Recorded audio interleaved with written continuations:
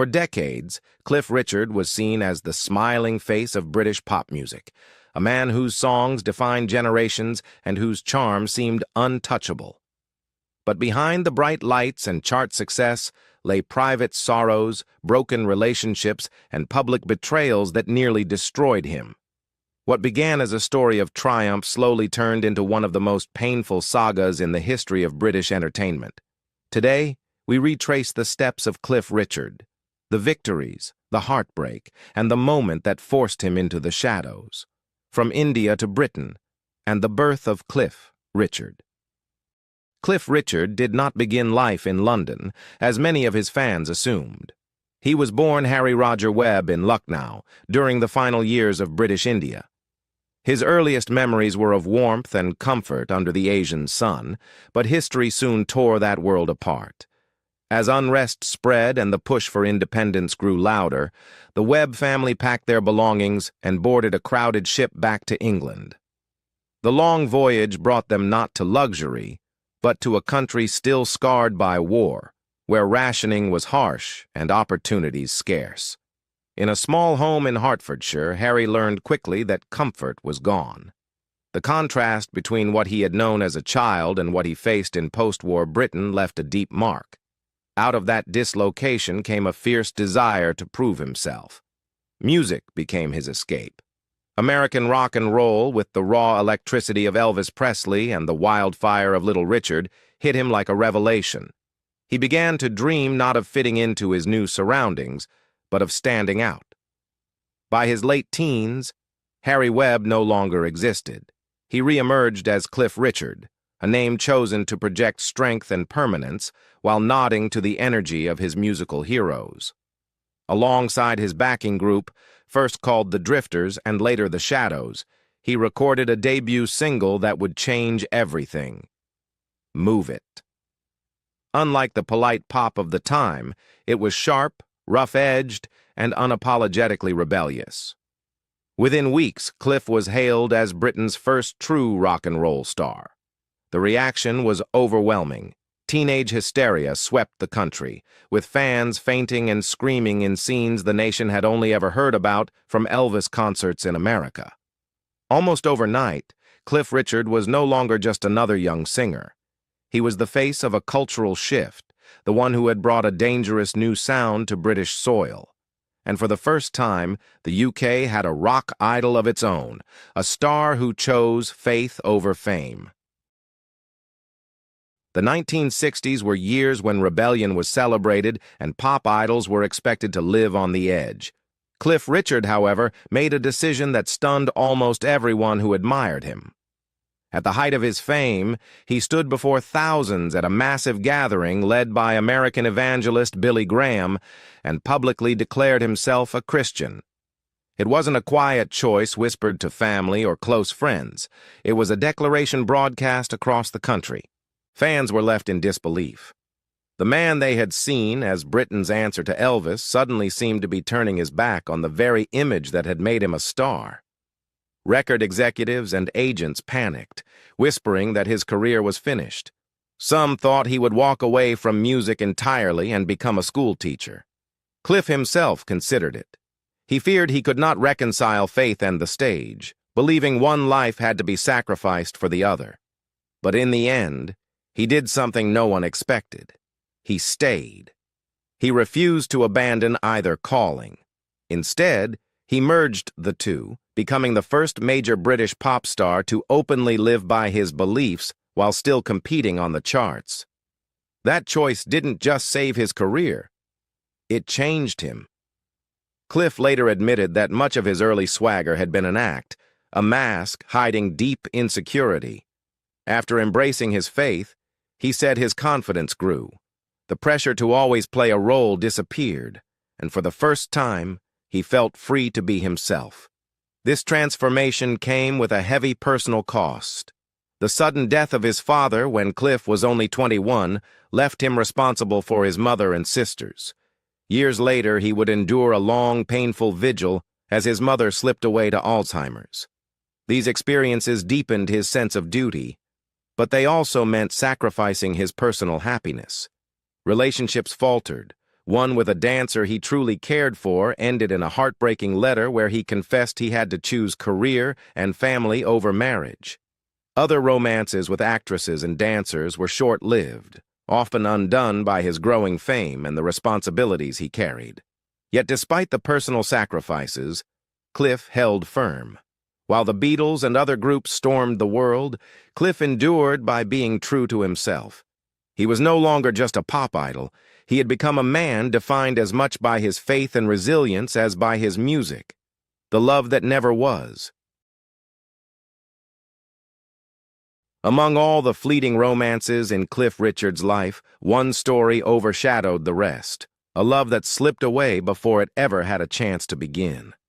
In the early 1970s, Cliff invited a young Australian singer named Olivia Newton-John onto his television show.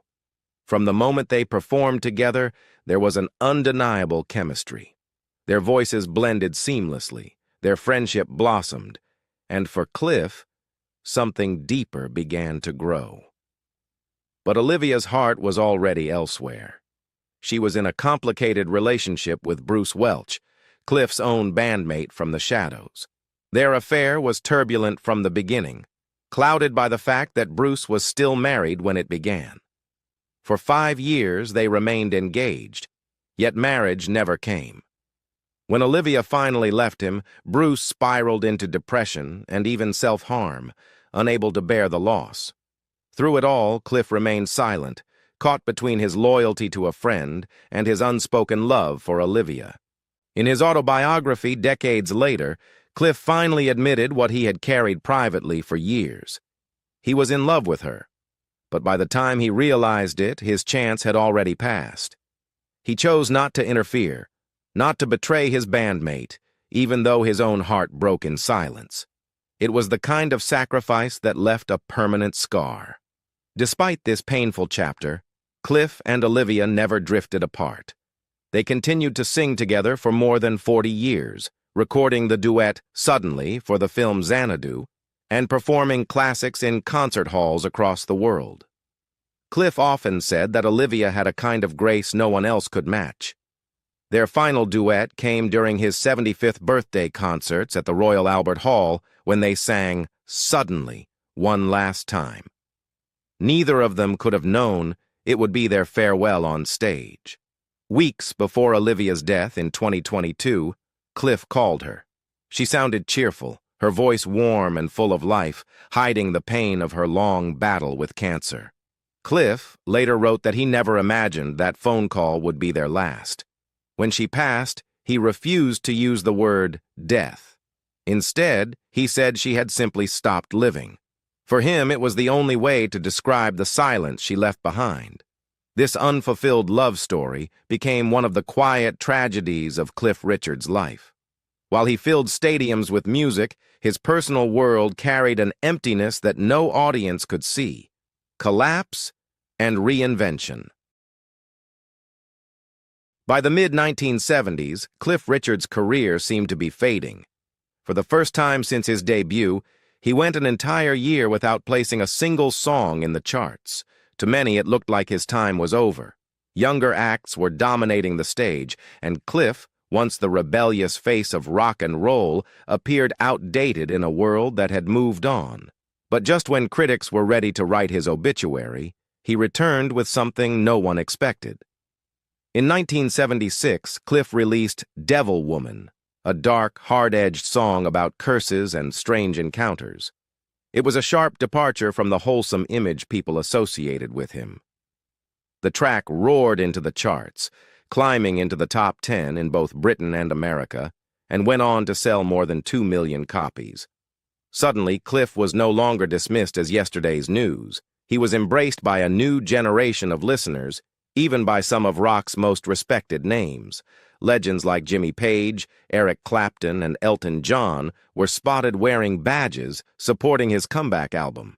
A music critic even compared the record to the best work of Marvin Gaye. This was not just a hit single. It was a rebirth. Cliff had successfully shed the teen idol label and reintroduced himself as a serious artist. Over the next decade, he continued to adapt. Albums like Always Guaranteed showed that he could craft modern pop without sounding dated. The record went platinum, spawning multiple hits and proving he could still compete in a marketplace filled with younger stars. Then came Christmas of 1988, when Cliff recorded Mistletoe and Wine. What began as a simple holiday song turned into a phenomenon, shooting to #1 and staying there for weeks. It became the year's best-selling single and has since earned platinum status, continuing to bring in royalties every holiday season. By the late 1980s, Cliff was once again a chart-topping force. The momentum carried into 1989 when he marked the release of his 100th single by inviting thousands of fans to a special performance at the London Palladium. He asked them to vote on what song he should release, giving his audience a direct hand in shaping his career. The result was another major hit, one that reaffirmed his connection with the public. Later that year, he filled Wembley Stadium with a show called The Event, which celebrated both his beginnings in the 1950s and his new successes. The concert was filmed, released worldwide, and became a landmark moment, showing that Cliff Richard wasn't just surviving, he was thriving.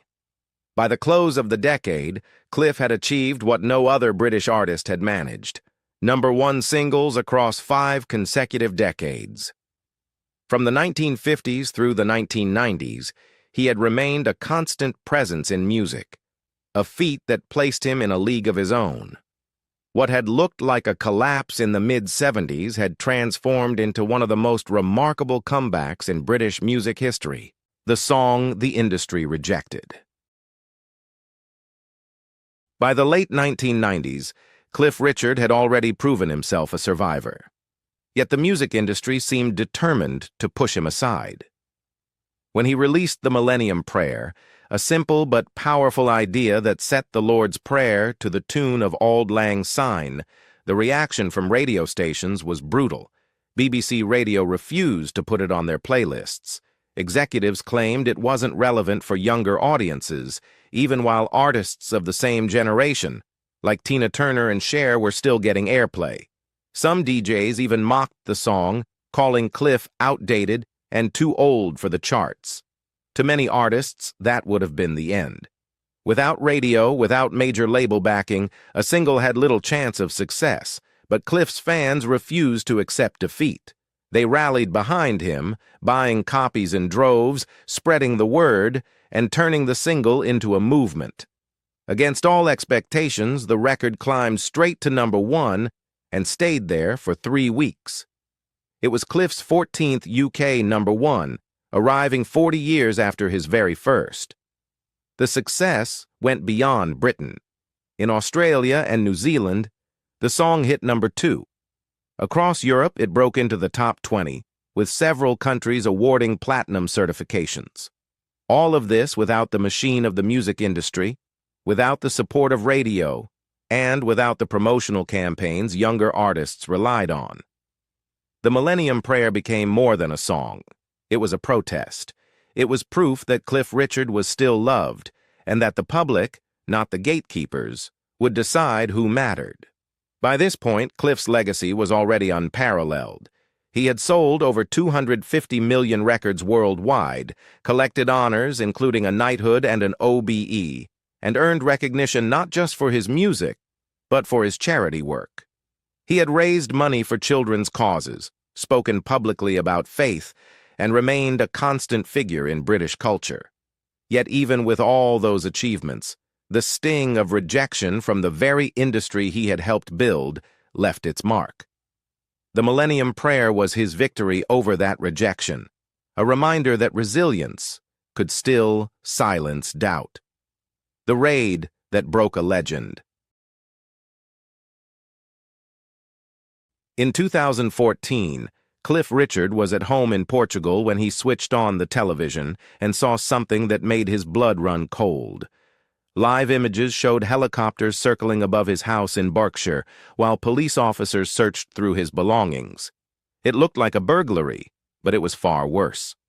The raid had been organized by South Yorkshire Police and broadcast in real time by the BBC, who had been tipped off in advance. For Cliff, it was a nightmare made public. The allegation was shocking. A man claimed Cliff had assaulted him during a Billy Graham rally in the mid-1980s. But as the details emerged, the story quickly collapsed. The accuser described a room at the stadium where the alleged incident had taken place, but that room hadn't even existed at the time. Officers who had been assigned to guard Cliff during the event were never interviewed, despite being able to confirm he was never alone. For nearly 2 years, police pursued an investigation that produced no evidence, spending hundreds of thousands of pounds of taxpayer money while Cliff's name was dragged across headlines worldwide. The impact on him was devastating. Once a man who filled Wembley Stadium, he now barely left his house. He lost weight, suffered from shingles, and struggled with insomnia. He described his home as feeling contaminated, no longer a safe place. Everyday activities, releasing albums, promoting books, even social appearances, were put on hold. The BBC made matters worse by entering their raid coverage into an awards competition while the case was still ongoing. It was a humiliating reminder that his suffering had been treated as entertainment. Eventually, prosecutors announced that no charges would be brought against him. For Cliff, that was not enough. The official wording, insufficient evidence, left him furious. He wanted the truth spelled out, that there was no evidence at all. Still, in 2018, he finally found justice in a different way. The High Court ruled in his favor, declaring that his right to privacy had been violated in a sensationalist and unlawful way. He was awarded damages, and the ruling forced a change in how the British press could cover unproven allegations in the future. But no amount of money or legal victories could undo the scars. Cliff himself said he felt smeared, not by the police, but by the BBC. Even after being cleared, he struggled with the fear that people would always wonder.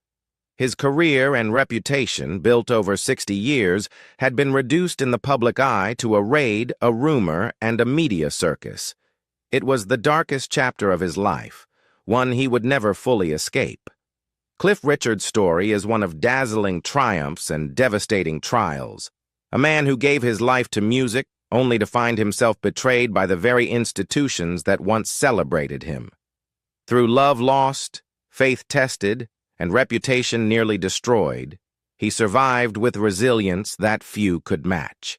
Do you believe Cliff Richard deserved better from the media? Comment yes or no below. And if this story moved you, don't forget to like the video, subscribe for more, and share it with others who want to uncover the hidden truths behind music's biggest legends.